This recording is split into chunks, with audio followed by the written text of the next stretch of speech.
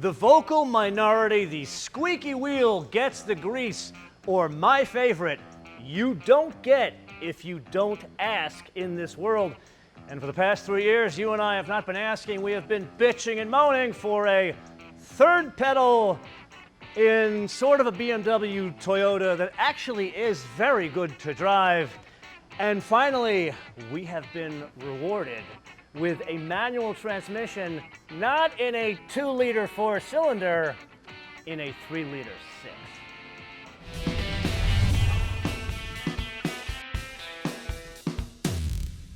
Okay, so let's understand what has transpired underneath the hood of this generation of Supra. The folks at Toyota, well, and BMW have dropped in a manual transmission and called it a day. That would not be the case. Instead, there's been a number of bits of small surgery that have created a B58 3-liter inline 6, which I guess you could say it's kind of the same engine as that car up there, but I digress.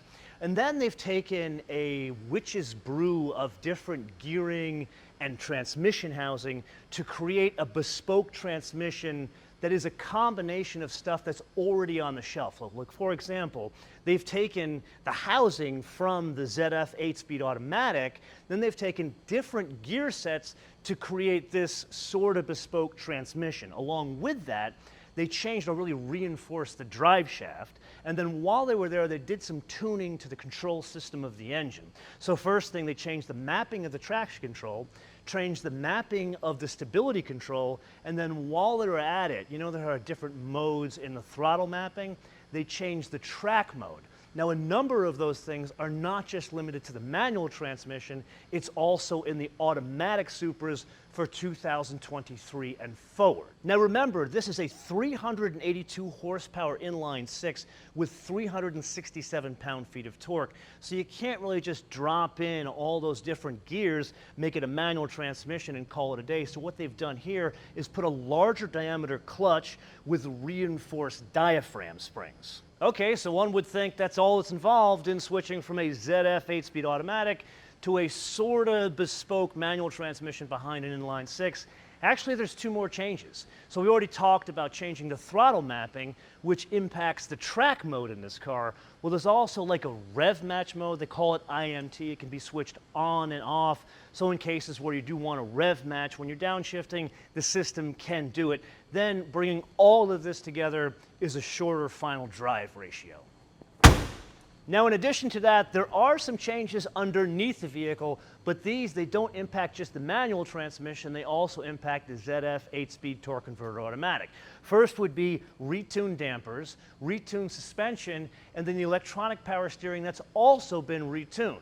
Then there's something else you and I have been bitching and moaning about when it comes to Supras, and that is the colors that are on offer. Now this one, I've chosen to take the yellow one because it pops in this car. It's really one of the only current colors that do that. Maybe red, but the problem with red, they're currently only on offer with a black interior, which it's just too dark in an already very small cabin.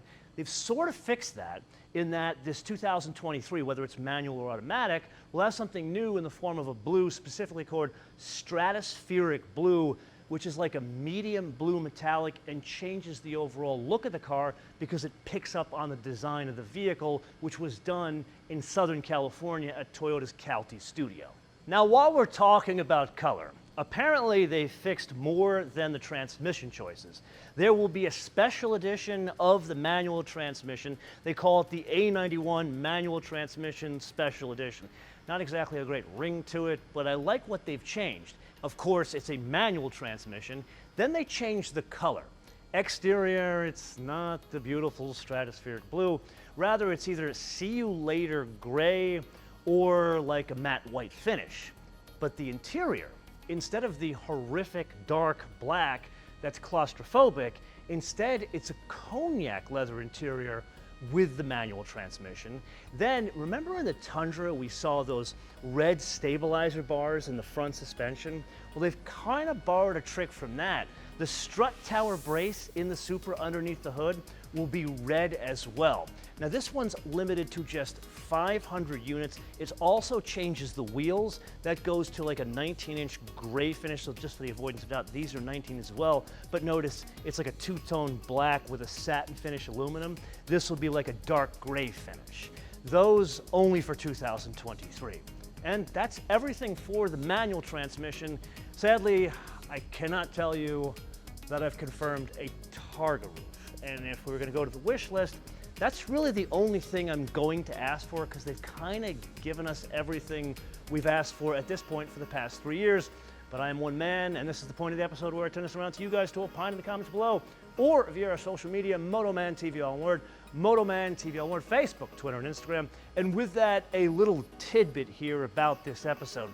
Technically, the car you are looking at is one we have been driving here on the track. However, the car you're seeing the interior shots of have been gracing the front of Toyota's new fancy headquarters in Plano, Texas. Until I see you in the next episode, bis später.